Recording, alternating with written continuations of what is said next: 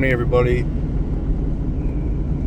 It's Wednesday, 29 degrees, 8:37 Eastern time. I don't know if you can see over there, but there's all farm country to the left. But 6 inches of snow last night.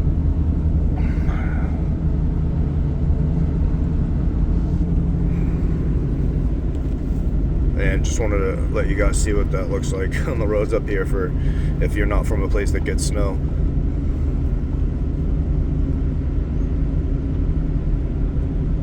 I've been all over New Hampshire, and where I live right now is probably one of the prettier areas I've ever lived. I'm right before you get to all the lakes, which are in the distance right there. There's Squam Lake, Winnisquam. And then past that is Winnipesaukee, which is the largest lake in New Hampshire. And it's different than a lot of other lakes because it's got a main huge center, and then it has offshoots. So like there's different almost like water. They're like inlets, but it looks like a peninsula, like a perfect peninsula, like Florida kind of, as you go to each inlet. And there's like one in Mullinborough, one in Meredith, Alton Bay, Wolfboro, Alton Bay, Center Harbor, Paugus Bay. So I think there's, and I probably screwed some up and I probably didn't say some, but there's like, I think there's 5 or 6 or 7. You can look it up on a map. It's pretty cool looking. The only place I would compare it to as far as like how it looks geographically is the Lake of the Ozarks. And both of these lakes are close to the regions that are said to be protected during the end times by angels. And there's like 2 circles in the north. One's like both are like in the White Mountains of New Hampshire going up into Maine. And if you know, like, even people that talk about Maine and talk about New Hampshire way up north, it's really rural. Like there's nothing up there. It's endless mountains and forests. Like it's really crazy up there. That's like where like Franconia Notch is, where Old Man on the Mountain is. That's where like the petrified giant of Old Man on the Mountain is in New Hampshire. It's Franconia Notch. And it makes sense that they would be like a giant would be in that area. And it makes you wonder, were they trying to make like something of their own, maybe to channel the water out of that area or something like that? And that's why maybe the giant is the one who dug the Franconia Notch. I never really thought about it till I'm saying it right now. So I'm just, that's the kind of stuff I hypothesize on all the time, is just things like that. And I've said this before too, is when you read the ancient tablets, like the ancient stories of Noah and things like that, Noah and all his family members had people that specifically were chosen as the ones that would record all of the history of their people and their sciences and their customs and all that stuff, and it would be passed down from child to child. And of course these people lived 900 years. Nobody lived past 1,000 years. That's why God said, no man shall, if you eat this fruit this day, you will not live one day or whatever. And that's what he meant. A day is as 1,000 years, as it says in Peter. And then David seconds it in some of his verses. And then that's why the whole metaphor of Jesus coming on, rising from the dead on the 3rd day, it's an actual thing that happened in the past, but Jesus did it to show what would happen to his word as a metaphor. And once you understand that simple thing, it seems, but so many people can't climb over it. They can't understand it. They can't process it. That Jesus is real as a man. Peter was real as a man, and all the disciples were real as men, but they represented, Jesus put them on this earth for this reason as men, to proclaim what I am telling you right now, but they wrote it in code. So like Peter and Jude can be put together to create another book that explains the kinds of people that are living in the end days, and these end days people that are living, ruling, and running the church. As Jude says, these men crept in unawares, and that's because they're the line of Cain. They're Masons. And when you listen to the stories of the children that were in Masonic families, they would be taken and tortured and hurt in front of other Masons at a big table, and the person at the head of the table was either a reptilian that shapeshifted, in the own words of all the people that were witnesses to this happening as children. They all say the same thing. A dark mist came out of a box. There was a demon at the head of the table. There was a dude that turned into a reptilian. It's the line of Cain. This is the dark sayings of old that Jesus wanted to tell. This is a horse farm over here. Jesus wanted people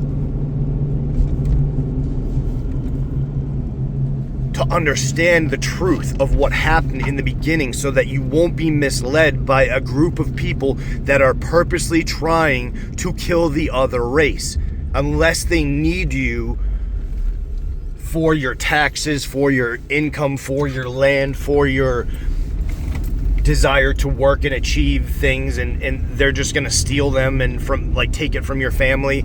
And they're planning this, they literally are planning this. The World Economic Forum and all the different Trilateral Commission and all the different commissions and blah blah blah, and all the people that want to kill us. And Jesus from heaven says that he looks down upon their plans and laughs at their plans to hurt us. He laughs at that, because Jesus says that to us, our pain is a drop in the bucket compared to what is coming in the future for eternity. And not a lot of people in this dark age, in this dark time, in this cold world, think about what's going to happen when they die. They don't even think about it. You literally can barely remember from 5 years old and before that. And then you're just on this roller coaster ride, and that when it's over, people literally think that they go and get eaten by worms in the ground, or they reincarnate, or all these things that are not true. Every man lives once, and then the judgment, and the judgment is here. It's coming. It's already happened to other people. But do you see how there is an Islamic takeover of Christian lands? It was prophesied in the book of the Bee. It says that the children of Ishmael, the wild asses of the desert, will take over all Christian lands, not because God has favor for them, but because the Christians have had sex, a father having sex with the same woman as his son, and so on and so forth, and all these other things that have to do with the sexual immorality of America, of Mystery Babylon, which we are, of the UK and Europe. That's why this is happening. In the Netherlands, Denmark, that's why this is happening. It's a purposeful God is allowing the elites that run everything to do this, so that we might be punished. And after that, it says, during all this time, that the children of Ishmael will be selling people as slaves. They'll be doing all these things that are horrible. You couldn't imagine, taking over the churches and letting their mules inside and all this stuff. That's because the churches aren't teaching the correct thing. And that's what I'm trying to tell you, why God is allowing this to happen. For our own sin, same as Israel back in the day, and for not allowing certain books to be accepted in the churches, because if you did, then you would know the truth, and the truth would set you free, and you would preach the truth, and you would preach Enoch and the ascension of Isaiah and the gospel of Nicodemus, and tell about Jesus going to the underworld and defeating Satan and death and having the keys of Revelation 1:18 now. Why does he have them now? He didn't have them. Why does he have them now all of a sudden? I am the one who has the keys of hell and death. Where did Jesus get them from?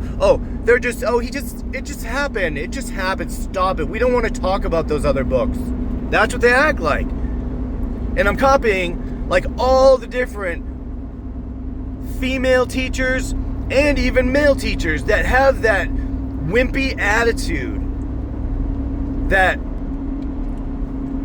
explains away the truth Why are Enoch and Elijah the two witnesses? Because it says that every man lives once and then the judgment. So that means that if Enoch and Elijah were raptured, then they're the two that come back at the end of time. How do you know that? Because you have to read the Gospel of Nicodemus. Who's Nicodemus? He was a rich person that went against the Pharisees, even though he was part of that whole group of dudes that like ran the Levitical priesthood. He was part of it, and he was one of the richest ones, and he went against them, and so did his relatives. And I forget who's relative and whatnot. It's Joseph of Arimathea and Nicodemus are the two people that took Jesus down off the cross and buried him properly. So we don't even talk about them. Why? Because they say the books that we have that say their story are not true.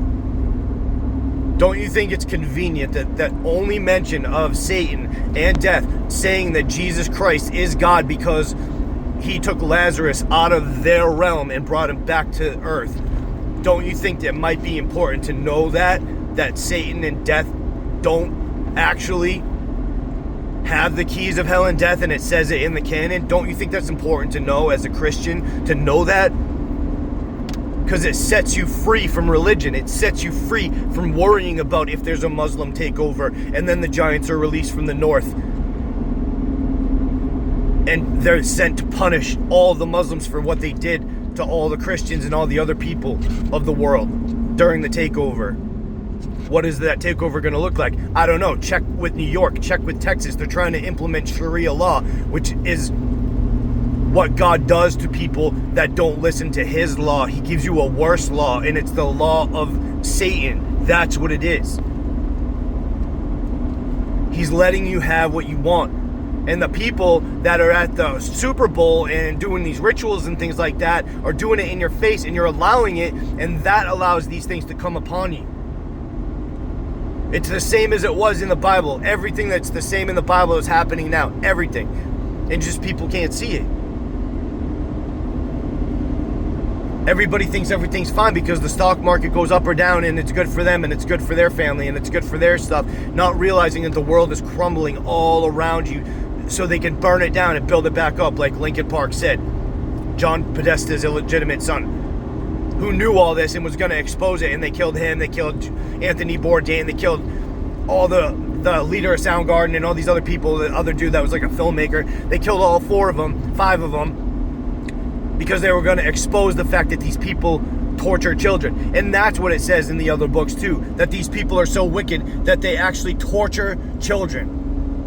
It says it, and it says that they eat children, and their blood is in there, like talking about the blood that they're guilty of and all the evil things that they do. It's everything that's happening now, it says it. And just look at the people. Look at the people. Look at the Epsteins and look at the Zuckerbergs and the Spielbergs and all these people, and look at them. What do? They made something that says that you can never talk about them because they had a tragedy in their past, because the Irish and the blacks and the other people have never ever experienced any, and the natives have never experienced any hardships. So like, how come we don't get a free pass? That's why. Because they killed Jesus. That's why. It's like this. They know they killed Jesus, they know they did wrong, and they have covered it up, and they partnered with the Catholics to make people think it's Christianity when you're bowing down to idols possessed by demons. And then you're teaching demonic heresies by excluding the books that would set you free. Like Enoch, 1, 2, 3, 4 out of 365 books, we have 4, and we don't accept any except 1 sometimes. And why? Because it was Ethiopic. Oh, I'm sorry, the West is who you want to lead you as the pillar of righteousness in this world? It's evil. It's going to burn. It's going to be a house for owls and coyotes. That's what it says in the Bible. Why do you think shows about zombies and apocalyptic events and all these desert wastelands and things like that exist? Because it's going to happen to America. They're just showing you what's coming, and they're laughing on their little sailboats, and they're laughing on their yachts, they're laughing in their spaceships, and they're laughing in their bunkers, and they don't care that they're going to kill us all. That's what the Red Wedding Obama was talking about means. He's the Antichrist, and all his little buddies soon are going to rule everything, because Trump, who's his minion too, put everything in place for him to rule as Antichrist. That's why he's setting up Israel the way that he is, so that Obama can lead them through the 3 churches of the Abrahamic Accord that are in, overseas. We don't even have them here. Why? Because they're destroying this place and they're dipping out. That's why. And I'm sorry to rant, but it's true. I don't know if you ever saw this. This is the Loudon, New Hampshire Speedway. I don't know if anybody's ever seen it down here, but giant racetrack. It's like the biggest one around here.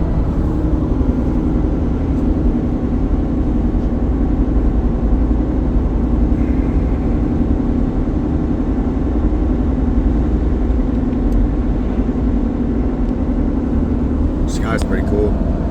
I can see the sun perfectly through the clouds. It just doesn't show up on the camera.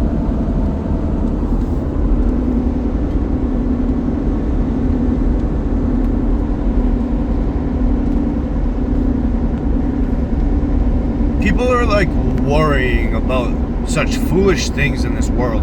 And right now, I know of a kid that he has autism and his mother died and his relatives accused him of doing bad things so that they could kick him out of the house because he weighs like 380 pounds and he's like hard to take care of, even though he can speak and he's not ill-mannered. And he's been living in a hospital room for a month because if they don't, somehow the government screwed up the housing for him, and the people that are in charge of it, they're not taking responsibility. So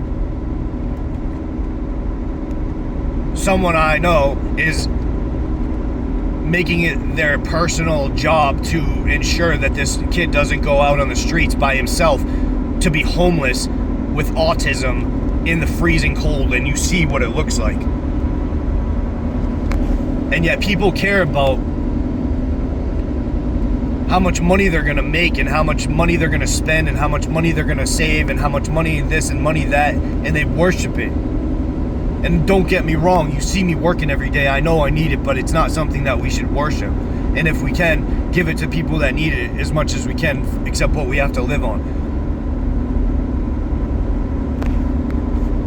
And that's actually why Mary's father was blessed so much, and so many other people like Abraham and Job, because of what they gave to other people. And that's another thing they don't tell you, and I'll say it because I don't know who's new on here, but the Testament of Job is a book that they removed, but it tells you why Job was tested. Everybody always said, and I come from a Christian school my whole life, so this is what they always say. They're like, oh, Job was tested unfairly. That's not fair that he was tested. No, he chose to. An angel told him that Satan was going to get pissed if he destroyed an idol that was in a temple, because Satan possesses idols. That's why the Catholic Church is the whore of Babylon, and the denominational churches are the whore daughters. And if you go to them and see what I'm talking about. Everybody there acts like a whore, whether it's for money or for power or to be a higher member in the church, or people to think they're better than other people, or their cars wash nicer or whatever. It's stupid. It's blasphemy against God, who used to help people that were leprous and didn't even barely have time to eat before he was crucified, because he was going around healing everybody all the time. Jesus isn't glossy. Neither was John the Baptist. Jesus said that people would have thought that he was like a homeless person, basically. Like, he was. But I mean, like, they would act like he had, like leprosy himself. That's how much they avoid people like that. And yet he's the one baptizing people. And we're all here in our Western churches that, don't get me wrong, some of them are good, but there's not a lot of them. And if you were true, you should be reading the books that are now available to the people of God, and not denying them. And if people are doing it like innocently, I'm sure there's some that are just going about their lives not even thinking that it's important, but it is of the utmost importance. And it means that you have come alive when you realize that Jesus made his life a living example. I'm amazed. I'm proud of Jesus for doing this, because I always thought in a Christian school that it was boring and it made no sense, and it didn't make sense because they took the books out. It makes perfect sense when you read the other books. You're like, oh, he did this, that's what happened. Oh, Eve had sex with Satan, creating Cain, which is the reason the wheat and the tares is about 2 different groups of people. Who did this? God. Who sowed these tares? Oh, the devil, an enemy, has done this. an enemy. Who's our enemy? Oh, Satan. So Satan had sex with Eve. What was the punishment? Oh, she has pain in childbirth now. Oh, that makes sense. Why a woman cries out for her husband when she's having labor, because God made it that way. Oh, that makes perfect sense. What does the devil want to do? He wants to plug a female connector into a female connector, take the male connector, throw it at it, and hopefully it sticks to the wall. And these, all of a sudden, a female connector and a female connector are saying that they're having a happy family. And it makes no sense.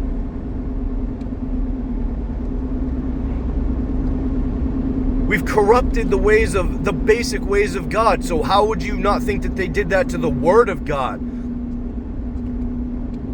Jesus let them take him.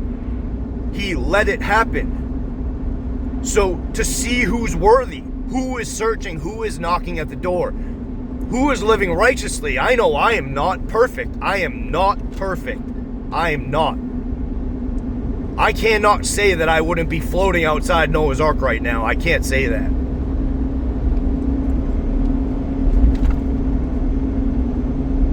But the very least that I can do is to tell you that you need Jesus Christ to be forgiven for your sins, or you're going to end up in hell, and it's just the truth. I don't want to be fire and brimstone. It's just the truth. If you want to go to a place that sucks, I don't want you to go there. I'm sorry. I think that everybody deserves not to go there if Jesus paid for you not to. There's free tickets. I'm just telling you, there's free tickets. And if you want to get to know him more, then you should read the other books. If you actually realize Jesus is real and that this world is satanic, and you don't want to be part of the satanic, and you want to read the books that God left for you, and you like the fact that they got rid of the books because you're like, cool, if they got rid of them, I don't like none of those people anyway because they're all fake, so I'm going to read all these books just to say, you know what, let's see what they were hiding. Everybody's so into what they were hiding on the Epstein list, but nobody gives a crap what they hid that tells you about who you are and where you're going and how big the universe is and how cool it is and where you're going to be in paradise or in hell if you don't listen to God. Anyways, God bless you all. Hope you have a great day. Talk to you soon.